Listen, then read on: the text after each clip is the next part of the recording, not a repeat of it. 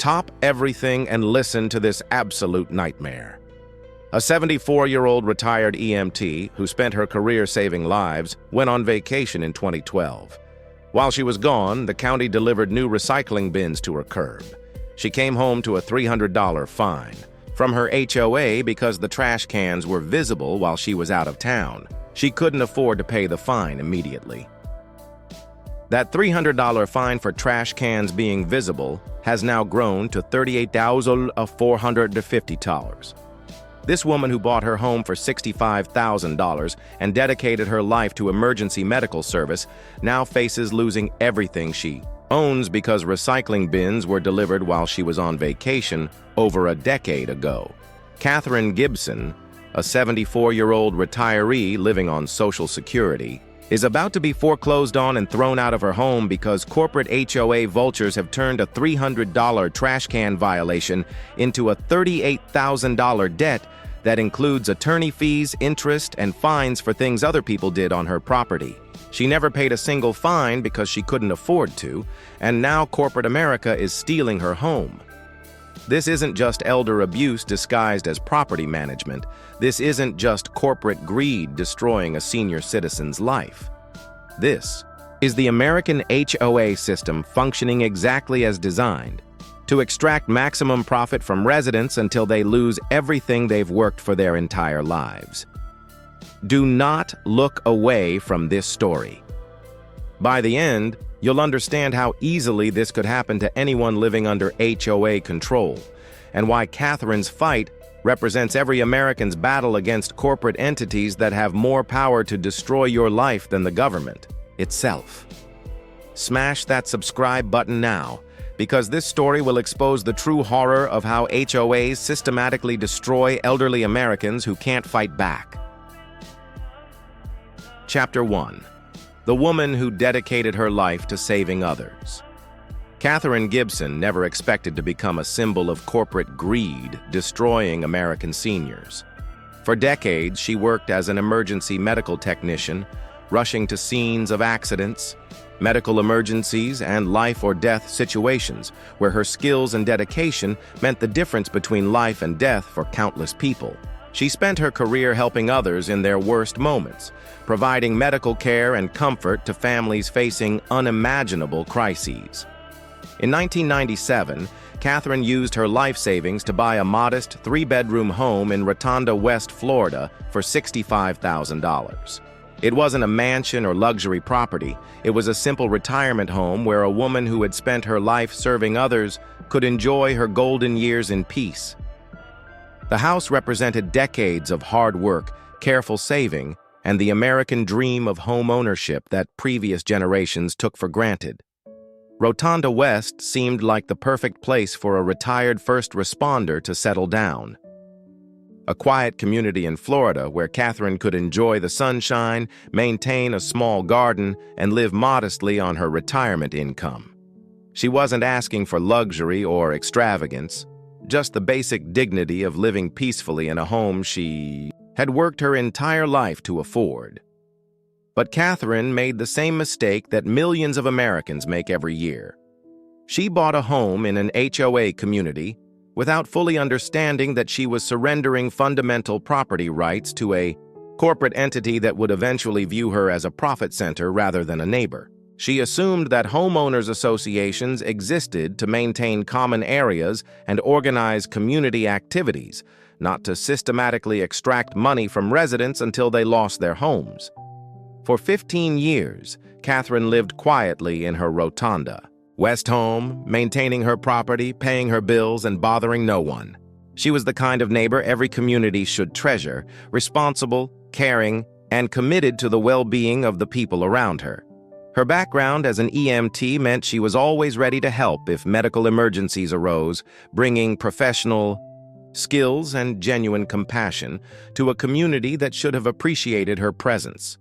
Cathrine's modest lifestyle reflected the reality facing many American seniors, living on fixed Social Security income while trying to maintain homes they purchased decades earlier when prices were lower and their earning capacity was higher. She wasn't wealthy, but she was responsible, paying her bills and maintaining her property within her limited means. She represented millions of American seniors who had worked hard, saved responsibly, and expected to live out their final years with dignity and security. But Cathrine's peaceful retirement was about to be destroyed by the same corporate machinery that has been systematically targeting elderly Americans living in HOA communities across the country. Her dedication to helping others during her working years would count for nothing when she faced the corporate entities that view senior citizens as easy targets for profit extraction through the legal systems they've captured. The woman who had spent her career racing to help people in emergencies was about to discover that no one would race to help her when corporate predators came for her home and her life savings. The EMT who had provided comfort to families in crisis was about to experience corporate cruelty that would destroy her health, her credit, and her peace of mind over something as absurd as recycling bins being visible while she was on vacation. Chapter 2. When going on vacation becomes a crime. In 2012, Cathrine Gibson made a decision that millions of Americans make every year without a second thought. She went on vacation. After decades of working as an emergency medical technician, dealing with life and death situations and the stress that comes with saving lives, she decided to take a well-deserved break and leave town for a few days. It was the kind of ordinary, innocent decision that should be celebrated as an example of someone taking care of their mental health and enjoying the retirement they had earned. Cathrine had no way of knowing that this simple vacation would trigger a chain of events that would ultimately threaten to destroy everything she had worked for during her entire life. She had no way of predicting that leaving town would expose her to corporate predators who would use her absence as justification for beginning a decade-long campaign of financial destruction disguised as property management. While Cathrine was away, enjoying what should have been a relaxing break from the routines of daily life, Charlotte County delivered new recycling bins to residents throughout Rotonda West. This was a normal municipal service designed to help residents comply with new recycling requirements and improve environmental outcomes for the community. The county workers had no idea that delivering recycling bins to Cathrine's curb while she was out of town would trigger a corporate feeding frenzy that would consume the next decade of her life. When Cathrine returned from her vacation, refreshed and ready to resume her quiet retirement routine, she found a letter waiting that would change her life forever.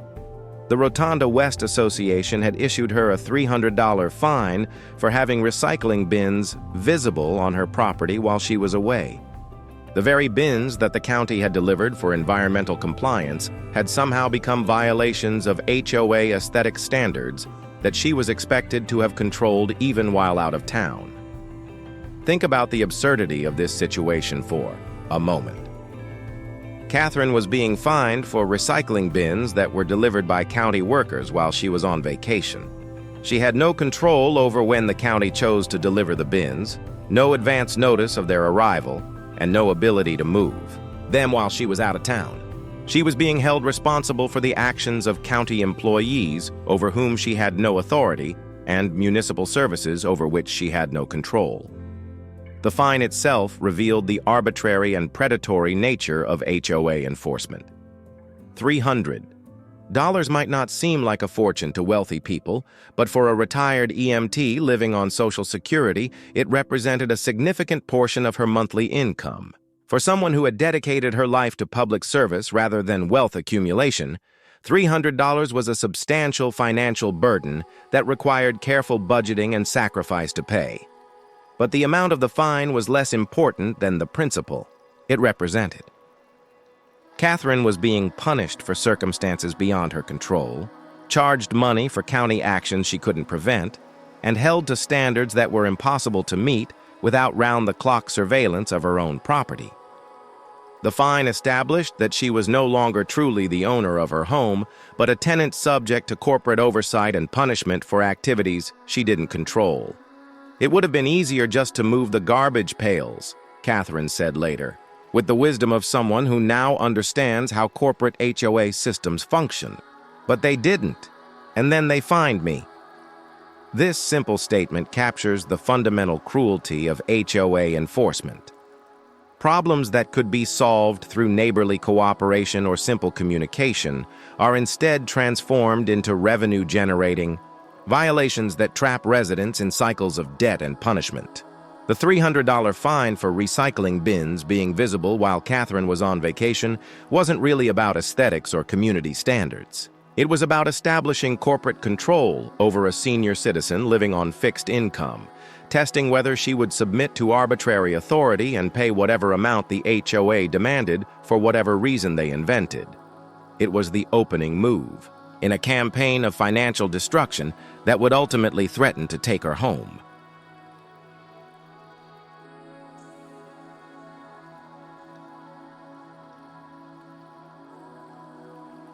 Chapter 3. The Debt Trap That Destroys American Seniors. What happened next to Cathrine Gibson reveals the most sinister aspect of HOA enforcement: how small fines are deliberately transformed into massive debts through legal mechanisms designed to trap residents in cycles of escalating punishment that ultimately result in foreclosure and homelessness. The corporate entities running these systems understand exactly how to manipulate legal procedures to turn minor violations into life-destroying financial obligations. Cathrine tried to pay the $300 fine for the recycling bin violation, demonstrating that she was acting in good faith and attempting to resolve the issue responsibly. But here's where the story takes a dark turn that exposes the predatory nature of corporate HOA management. Instead of accepting her payment and closing the matter, the Rotonda West Association added the fine as a lien on her property, setting in motion a legal process designed to generate maximum profit from her mistake. The transformation of fines into property liens represents one of the most powerful weapons in the HOA enforcement arsenal and reveals how these organizations have acquired powers that exceed those of government agencies. When cities issue parking tickets or other minor fines, they don't automatically place liens on people's homes. When courts impose penalties, they provide appeals processes and payment plans that allow people to resolve their debts without losing their homes. But HOAs can transform minor violations into property liens that threaten homeownership itself. Because Cathrine couldn't afford to pay the escalating legal fees and interest charges that the HOA was adding to her original fine, the debt climbed and climbed with the relentless efficiency of a corporate profit extraction machine. By March 2025, the total had ballooned to an incredible $38,450, more than half the original purchase price of her home, due to interest charges and attorney fees that the HOA was allowed to add automatically without any judicial oversight or appeals process. Think about what this number represents. A $300 fine for recycling bins being visible while she was on vacation had grown to $38,452 over the course of 13 years. This represents an effective interest rate that would make loan sharks blush and demonstrates how HOA legal mechanisms are designed to create impossible debt burdens that force residents to lose their homes rather than pay corporate entities. The $38,452 debt includes approximately $10,000 in fines that Cathrine incurred in 2022 for other people parking on the grass near her home. Let that sink in for a moment. Cathrine was being held financially responsible for the actions of lawn services, construction workers, and visitors who parked their vehicles in ways that violated HOA standards. She was expected to control the behavior of people who had no obligation to follow her instructions and who were often performing services on behalf of other residents. This aspect of HOA enforcement reveals how these systems are designed to make compliance impossible and violations inevitable. Residents like Cathrine are held responsible for the actions of delivery drivers, service providers, contractors, and visitors over whom they have no authority, but who can trigger fines and legal fees that accumulate into devastating debt burdens. It's a legal framework that ensures constant violation generation, regardless of how responsibly residents behave. Other fines contributing to Cathrine's $38,452 debt were for having lattice around her lanai and a shed that was identical to structures, installed by her neighbors who were never bothered by the HOA. This selective enforcement reveals how corporate management uses arbitrary rule interpretation to target specific residents while ignoring identical violations by others, creating a system where some residents are protected while others are systematically destroyed. Cathrine dismantled her shed in an attempt to comply with HOA demands, demonstrating her willingness to sacrifice her own convenience and property enjoyment to satisfy corporate requirements. But removing the structure didn't eliminate the fines or fees that had been generated by its existence, and it didn't protect her from future violations based on activities she couldn't control or standards that were impossible to predict. Third, exponential growth of Cathrine's debt from $300 to $38,352 illustrates how HOA legal mechanisms function as wealth extraction systems rather than community management tools. The interest rates, attorney fees, and administrative charges that are automatically added to violations create debt spirals that are designed to be impossible to escape once they begin, forcing residents to choose between bankruptcy and foreclosure.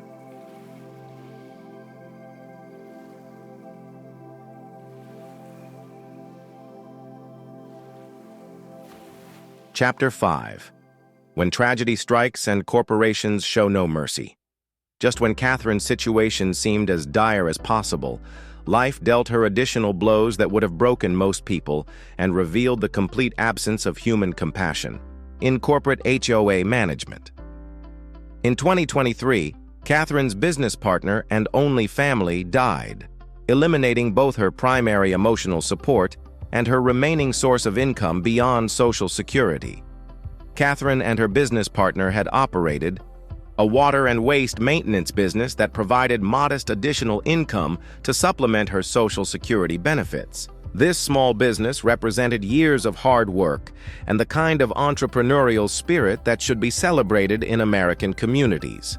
It allowed Cathrine to maintain some financial independence and dignity while aging in place in the home she had worked her entire life to afford.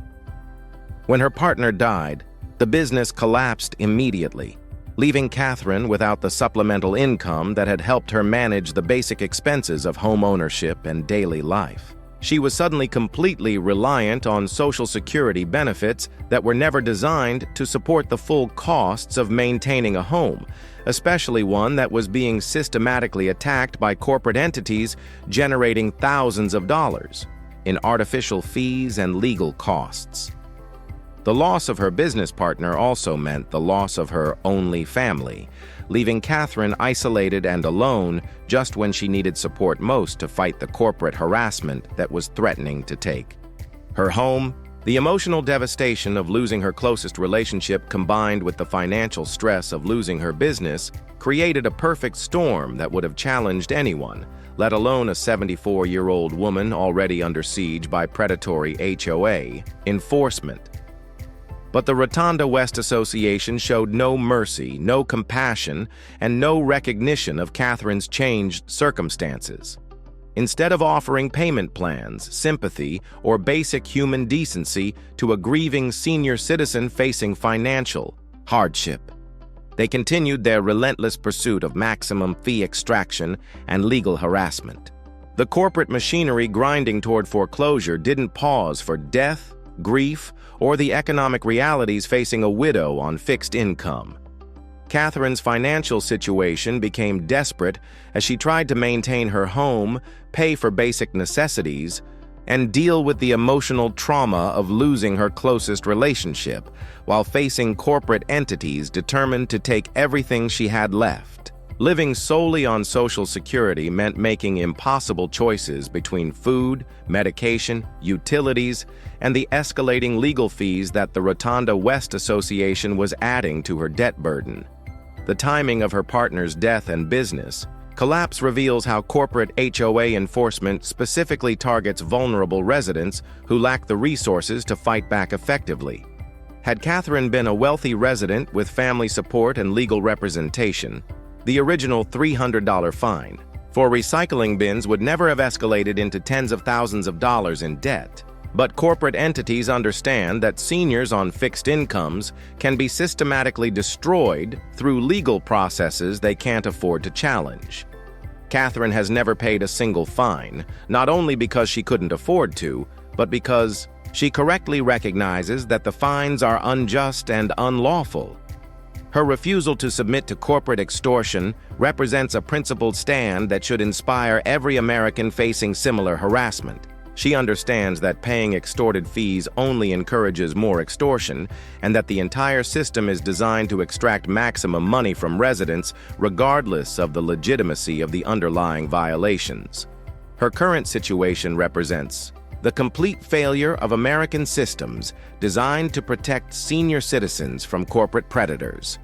A woman who dedicated her career to saving lives during medical emergencies is now facing homelessness because corporate entities can manipulate legal procedures to steal homes from elderly residents who can't fight back. The same government that licensed Cathrine as an EMT and trusted her to save lives has created legal frameworks that enable corporations to destroy her life over recycling bins. The contrast between Cathrine's life of public service and the corporate cruelty she now faces should shame every American who believes in basic human decency. She spent decades rushing to help people in their worst moments, providing medical care and comfort to families facing unimaginable crises. Now she faces corporate entities that view her suffering as a profit opportunity and her home as a corporate asset to be seized through legal manipulation.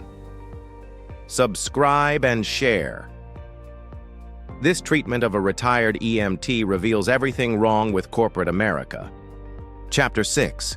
The legal lies that enable corporate theft. Cathrine's fight to save her home has revealed the systematic legal manipulation that enables HOA corporations to steal property from senior citizens while claiming to operate within the bounds of law. Her research into the legal basis for the fines that threaten her home has exposed how corporate entities use deliberately deceptive legal interpretations to justify theft disguised as property management. Cathrine claims that the initial fines should never have been turned into liens on her property because they were less than $1,000, making them exempt under Florida state law. This legal technicality represents a crucial protection designed to prevent minor violations from escalating into threats to home ownership. But HOA corporations routinely ignore these protections because they know most residents can't afford lawyers to enforce their rights.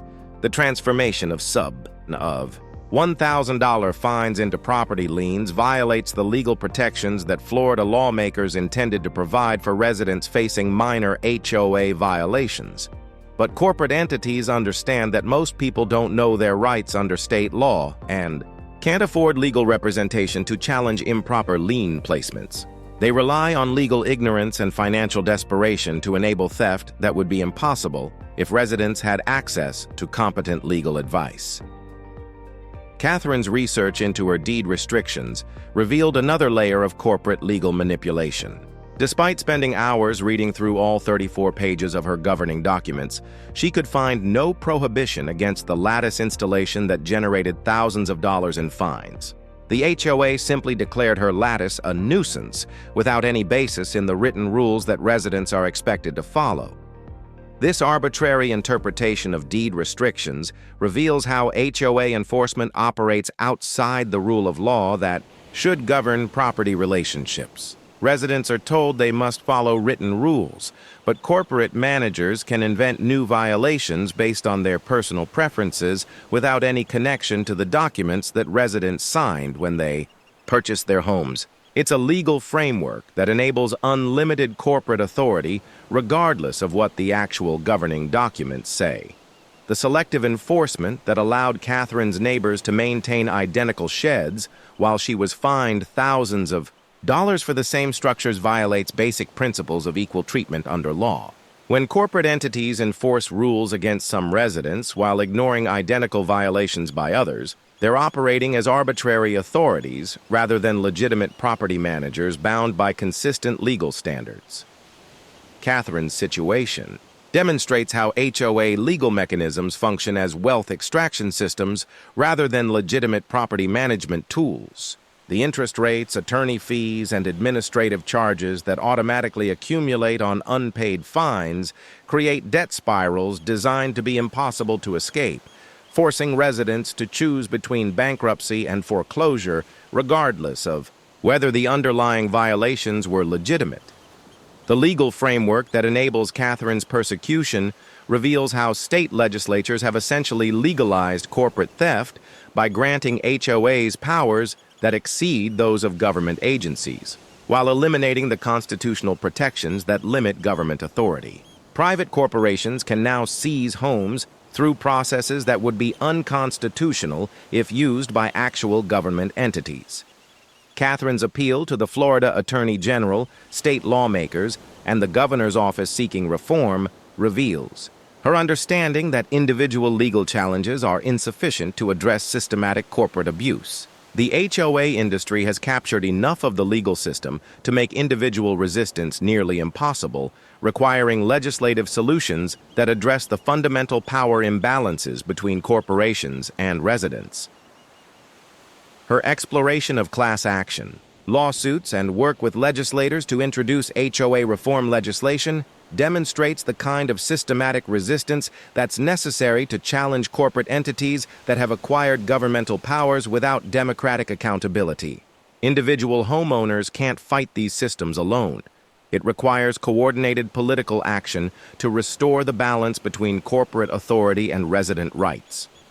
The legal research Cathrine has conducted while fighting for her home should inspire every American living under HOA control to understand their rights under state law and challenge corporate entities that rely on legal ignorance to enable systematic theft. Most HOA violations and enforcement actions violate state laws designed to protect residents, but corporations count on people not knowing their rights or being unable to afford legal representation to enforce them. Chapter 7. The Senior Citizen who refused to surrender instead of accepting defeat and allowing corporate predators to steal her home without a fight. Cathrine Gibson has transformed her persecution into a powerful crusade for justice that should inspire every American facing similar corporate abuse. Her response to systematic harassment reveals the kind of courage and determination that built this country and proves that seniors can fight back effectively when they refuse to be victimized silently. Cathrine's decision to share her story on Nextdoor resulted in an overwhelming response that revealed the scope of HOA abuse affecting her community. Her post drew over 2,000 views and generated hundreds of messages from other residents with similar complaints about the Rotonda West Association's predatory enforcement tactics. What she discovered was that her persecution wasn't isolated. It was part of a systematic pattern of corporate harassment targeting vulnerable residents throughout her community. The response to Cathrine's Nextdoor post proved that her fight represents the experiences of countless other residents who have been afraid to speak out about similar abuse. The messages she received documented a pattern of arbitrary fines, selective enforcement, legal manipulation, and financial destruction that corporate entities have been inflicting on senior citizens who lack the resources to fight back effectively. Cathrine's outreach to the Florida Attorney General, state lawmakers, and the governor's office seeking comprehensive HOA reform demonstrates her understanding that individual legal challenges are insufficient to address systematic corporate abuse. She recognizes that the problems she faces are symptoms of larger policy failures that require legislative solutions rather than just personal legal victories. Her work with legislators to introduce HOA reform legislation during the next session shows the kind of long-term thinking necessary to challenge corporate entities that have spent decades capturing regulatory systems and legal frameworks. Cathrine understands that meaningful change requires political action that addresses the fundamental power imbalances between corporations and residents rather than just temporary fixes for individual cases. I spoke to the governor's office, and they referred me to legislators who could file a bill next session. Unfortunately, we missed this year's deadline, Cathrine explained, demonstrating both her persistence and her understanding of how legislative processes work. Her disappointment at missing the deadline reveals how much hope she has invested in systemic reform that could protect other seniors from similar abuse. Cathrine's exploration of class action lawsuits represents another avenue for challenging corporate entities that rely on isolated individual victims who can't afford effective legal representation. By organizing with other affected residents, she's attempting to create the kind of coordinated legal response that can challenge corporate systems designed to defeat individual resistance. Her public statements about the Rotunda West Association reveal the depth of anger and determination that corporate abuse has generated in someone who spent her career helping others. "I hate them," she said, speaking of the board members. "If I live long enough to sell this house, I'm going to sue them for harassment, trespass, selective enforcement, and discrimination." The intensity of Cathrine's language reflects the trauma and rage that corporate HOA systems inflict on residents who are systematically destroyed for profit. Her promise to sue for harassment, trespass, selective enforcement, and discrimination identifies the specific legal violations that corporate entities commit routinely while hiding behind the fiction of legitimate property management. "They've destroyed my credit, my health, and my peace of mind. I have nothing but ill will for them. I wish them the absolute worst karma," Cathrine continued, documenting the comprehensive damage that corporate harassment inflicts on elderly residents who should be enjoying peaceful retirements rather than fighting for their homes. Cathrine's acknowledgement that corporate abuse has destroyed her health reveals one of the most serious consequences of HOA persecution that extends far beyond financial damage. The stress of facing foreclosure, dealing with arbitrary harassment, and fighting corporate entities while grieving the loss of her business partner and only family has taken a devastating toll on her physical and emotional well-being. Her transformation, from a quiet retiree trying to live peacefully in her modest home to a fierce advocate for HOA reform, demonstrates the kind of personal growth and social consciousness that emerges when people are forced to confront systematic injustice. Cathrine has become a voice for countless other seniors who lack the courage or resources to speak out about similar abuse. Chapter 8. The movement that could save American seniors. Cathrine's brave decision to speak publicly about her persecution has sparked something larger and more powerful than individual resistance. It has become the catalyst for a growing movement of seniors, families, and advocates who recognize that HOA abuse represents a systematic threat to elderly Americans living on fixed incomes in communities designed to extract maximum profit from their vulnerability. The overwhelming response to Cathrine's Nextdoor post, with over 2,000 views and hundreds of supportive messages from residents with similar experiences, proves that HOA abuse is not an isolated problem affecting a few unlucky individuals. It's a systematic crisis affecting millions of American seniors who are being targeted by corporate entities that have identified elderly homeowners as profitable sources of legal fees, interest charges, and foreclosure opportunities. The messages. Cathrine received documented patterns of abuse that extend far beyond her individual case and reveal how corporate HOA management operates as a predatory industry specifically designed to extract wealth from vulnerable populations. Residents shared stories of arbitrary fines, selective enforcement, impossible compliance standards, and escalating legal fees that force seniors to choose between bankruptcy and homelessness. Cathrine's outreach to government officials has revealed both the scope of the problem and the political will that exists to address it. Her contacts with the Florida Attorney General, state lawmakers, and the governor's office have identified legislators who are willing to introduce comprehensive HOA reform legislation that could protect millions of seniors from similar abuse. The Referral Cathrine received from the governor's office to legislators capable of filing reform bills during the next legislative session demonstrates that elected officials understand the urgency of addressing HOA abuse and are prepared to take action if they receive sufficient support from affected residents and advocacy organizations. Cathrine's work organizing a potential class action lawsuit represents the kind of coordinated legal strategy that can challenge corporate systems designed to defeat individual resistance. By connecting with other affected residents and pooling resources for legal representation, she's creating the possibility of accountability for corporate entities that rely on isolated victims who can't afford effective legal challenges. The class action approach could expose the full scope of illegal practices that corporate HOA management uses to generate revenue from residents, including improper lien placements, violations of state law protections, selective enforcement patterns, and systematic targeting of vulnerable populations like seniors on fixed incomes.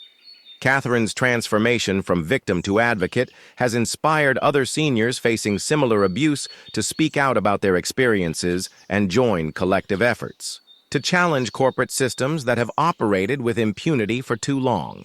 Her courage in sharing her story has given voice to countless others who thought they were alone in facing systematic harassment. The legislative reform efforts that Cathrine is supporting represent the kind of systematic change necessary to address the fundamental power imbalances between corporate HOA management and residents. Individual legal victories are important, but only comprehensive legislative reform can prevent future seniors from facing the same systematic abuse that has threatened Cathrine's home and destroyed her peace of mind.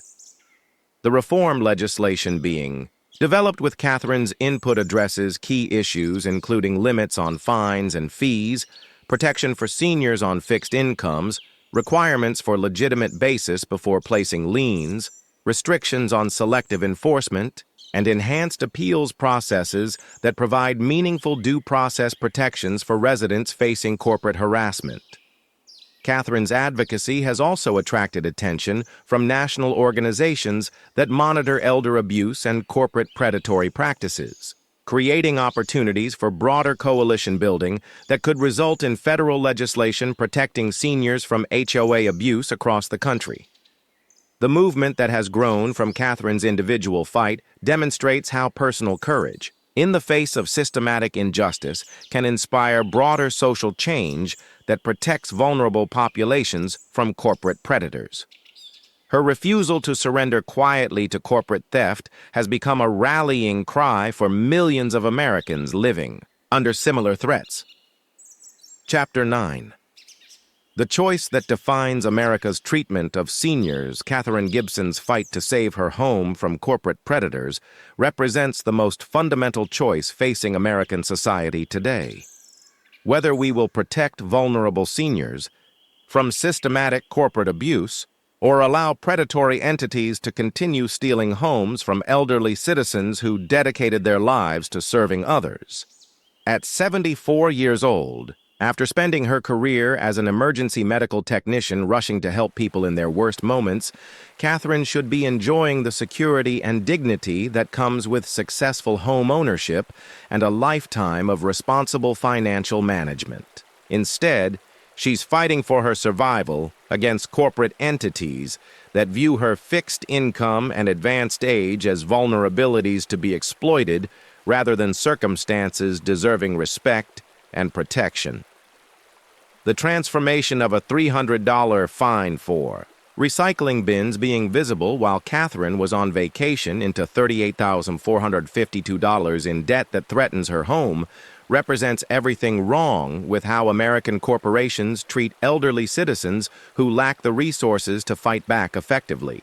This isn't an unfortunate accident or unintended consequence. It's a deliberate business model based on identifying vulnerable targets and systematically extracting maximum profit from their desperation. Cathrine's case demonstrates how easily any American senior living in an HOA community could face identical threats to their housing security and financial well-being. The arbitrary nature of HOA enforcement, the systematic targeting of residents who can't afford legal representation, and the legal mechanisms that transform minor violations into devastating debt burdens create conditions where any elderly homeowner could lose everything they've worked for over circumstances beyond their control.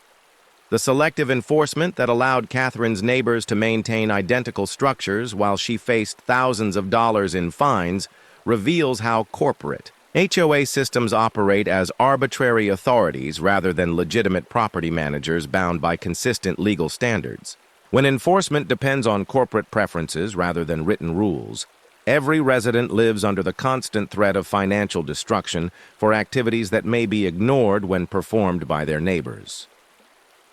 The systematic targeting of seniors on fixed incomes represents a form of elder abuse that should be recognized and prosecuted as such. Catherine's persecution began when she was already 61 years old and escalated as she aged and became more vulnerable to financial stress and legal manipulation. The corporate entities involved understood that seniors like Cathrine would be less able to fight back effectively and more likely to lose their homes rather than navigate expensive legal challenges. The economic impact of Catherine's persecution extends far beyond her individual case to represent a systematic wealth transfer, from vulnerable seniors to corporate entities that have captured legal systems designed to protect property rights. The $38,400 that threatens Catherine's home represents money that should have been available for medical care, home maintenance, and basic living expenses during her retirement years. The timing of corporate escalation during Catherine's greatest vulnerability, after the death of her business partner and only family, reveals the predatory nature of HOA enforcement that specifically targets residents when they're least able to resist. Corporate entities monitoring residents for signs of financial or emotional weakness can intensify enforcement actions when people are most vulnerable to pressure and least able to fight back. Catherine's courage in speaking out despite facing homelessness has exposed the broader pattern of corporate abuse affecting millions of American seniors living in HOA communities. Her willingness to share her story publicly, organize with other affected residents, and work with legislators on reform efforts demonstrates the kind of collective action necessary to challenge systematic corporate predation.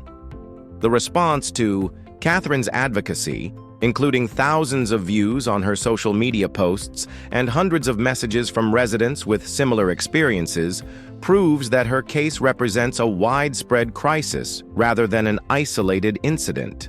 The systematic nature of HOA abuse targeting seniors requires systematic solutions that address the fundamental power imbalances between corporations and vulnerable residents.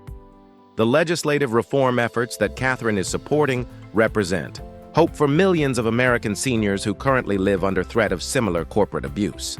Comprehensive HOA reform that limits fines and fees, protects seniors on fixed incomes, requires legitimate basis for enforcement actions, and provides meaningful appeals processes could prevent future Cathrine Gibsons from losing their homes to corporate predators. The broader implications of allowing Catherine's persecution to succeed extend to every American family that hopes to age in place with dignity and security. If corporate entities can steal homes from retired EMTs who dedicated their lives to saving others, no senior citizen is safe from similar threats regardless of their service to community or lifetime of responsible citizenship. The moral dimension of Catherine's fight transcends legal technicalities and financial details to represent fundamental questions about what kind of society America chooses to be. Will we protect vulnerable seniors from corporate predators, or will we allow systematic elder abuse to continue disguised as property management? Will we honor the service of people like Cathrine who spent their careers helping others, or will we abandon them to corporate entities that view their vulnerability as profit opportunities? Catherine's ongoing fight to save her home while organizing broader reform efforts demonstrates that American seniors can fight back effectively when they refuse to be victimized silently. Her transformation from isolated victim to powerful advocate proves that corporate predators can be challenged and defeated when vulnerable populations organize collectively and demand protection from elected officials. The choice facing American society in cases like Catherine's will determine whether we maintain the basic social contract that promises security and dignity for citizens who work hard, serve their communities, and save responsibly for retirement. Corporate systems that can steal homes from elderly EMTs over recycling bin violations represent a fundamental breakdown of the values that should define American communities. Cathrine Gibson's trash cans are still visible from her curb today, just as they were when she returned from vacation in 2012 to find the first $300 fine that would grow into a $38,450 threat to her home and life savings. Those same recycling bins that the county delivered while she was away, that triggered more than a decade of corporate harassment, that transformed a retired EMT's peaceful golden years into a nightmare of legal battles and financial terror. Thesios, woman who spent her career racing to help people in medical emergencies, now faces corporate entities that view her emergency as a profit opportunity. The EMT who provided comfort to families in crisis now experiences corporate cruelty designed to extract maximum money from her vulnerability.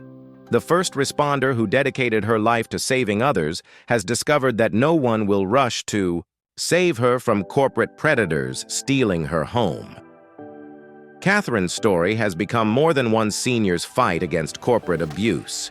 It has become a symbol of everything wrong with systems that allow private entities to wield governmental power over vulnerable populations without democratic accountability or constitutional protections. Her persecution represents millions of American seniors living under similar threats from corporate entities that have identified elderly homeowners as profitable targets for legal extraction. The $38,452 debt that threatens Cathrine's $65,000 home demonstrates how corporate HOA systems function as wealth transfer mechanisms rather than legitimate property management services. The escalation from a $300 vacation fine to potential homelessness reveals the systematic nature of corporate predation targeting seniors who lack resources to fight back effectively. But Cathrine's response to systematic abuse has transformed her from victim to powerful advocate whose courage in speaking out has inspired broader movements for senior protection and HOA reform. Her willingness to share her story publicly, despite facing homelessness, has given voice to countless other seniors suffering similar abuse in silence. The overwhelming support Cathrine has received from her community, the thousands of people who have viewed and shared her story, and the legislators who are prepared to introduce reform legislation prove that her fight represents values that most Americans still hold sacred: protecting vulnerable seniors, honoring lifetime service to community, and preventing corporate entities from stealing homes from elderly citizens. Cathrine's work organizing class action lawsuits and supporting legislative reform efforts demonstrates that systematic corporate abuse requires systematic resistance. Her transformation from isolated victim to organized advocate shows how individual courage can catalyze broader social movements that protect vulnerable populations from predatory practices. The legislative reform efforts that Cathrine is supporting could protect millions of American seniors from similar corporate abuse by limiting fines and fees, requiring legitimate basis for enforcement actions, protecting residents on fixed incomes, and providing meaningful appeals processes that restore due process protections to HOA disputes. Most importantly, Cathrine's fight has exposed the urgent need for Americans to understand the corporate entities that control their communities and the legal mechanisms that enable systematic wealth extraction from vulnerable residents. Her courage in challenging these systems despite facing homelessness provides a roadmap for others facing similar threats. Cathrine Gibson may lose her home to corporate predators who have perverted legal systems designed to protect property rights. But her courage in fighting back has already achieved something more important: exposing the systematic abuse of American seniors and inspiring the kind of collective resistance necessary to challenge corporate entities that treat elderly citizens as profit centers rather than neighbors deserving respect and protection. The recycling bins are still there. The corporate threat continues, But Catherine's voice has joined a growing chorus of Americans demanding protection for seniors and accountability for corporate entities that abuse their power. Her story has become a rallying cry for everyone who believes that dedicated public servants like EMTs deserve better than corporate harassment in their golden years. Subscribe to support Cathrine and demand protection for American seniors. Share this story with everyone who believes that retired EMTs deserve respect rather than corporate abuse. Comment: would you support Cathrine if she lived in your community? Have you seen similar corporate abuse of seniors? Your voice matters. In this fight, like this video if Cathrine's courage inspires you. Share with everyone who believes American seniors deserve protection from corporate predators.